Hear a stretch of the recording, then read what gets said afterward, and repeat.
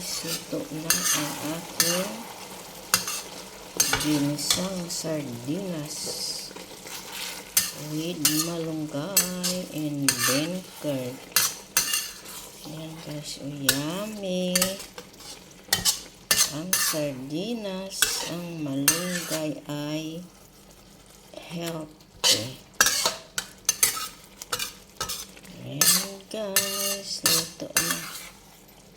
Ang malunggay ko guys, ang laki ng sardinas, ng fish, ng sardinas. Ayan, sarap yun. Mura lang dito. Ayan, mura lang dito yan. Malaysia, ito guys yung, yan guys yung pangalan ng sardines, oh.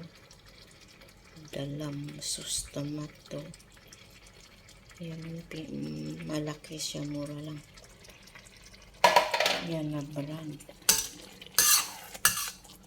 Masarap yan guys, masarap. Pwede na tayong kumain. Guys, oh. Yummy yan guys, oh.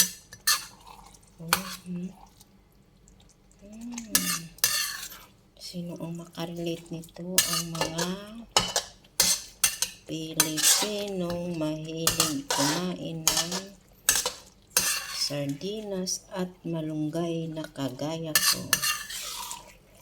Ako ay isang Pilipino na nag-ibang bansa para lang makatulong sa pamilya sa Pilipinas, lalo na ngayon. Ang hirap ng buhay sa Pilipinas, mahal lahat na bilihin. Ang kurap na gobyerno walang pakialam. Sila ay nakatanggap ng mali-maleta na pera. Yan ay sana itulong na lang nila sa mga tao. Ewan ko ba bakit ganyan na ang nangyari sa Pinas, sa mahal kong bayan na Pilipinas. Sana ay may pag-asa pa at magbago ang mga tao, magkaroon ng puso para sa kapwa Pilipino. Ayan na guys, masarap na ang aking ulam. Ito ang paborito ko. Nakakasawa naman ang mga manok. Manok. Kaya masarap yung sardinas.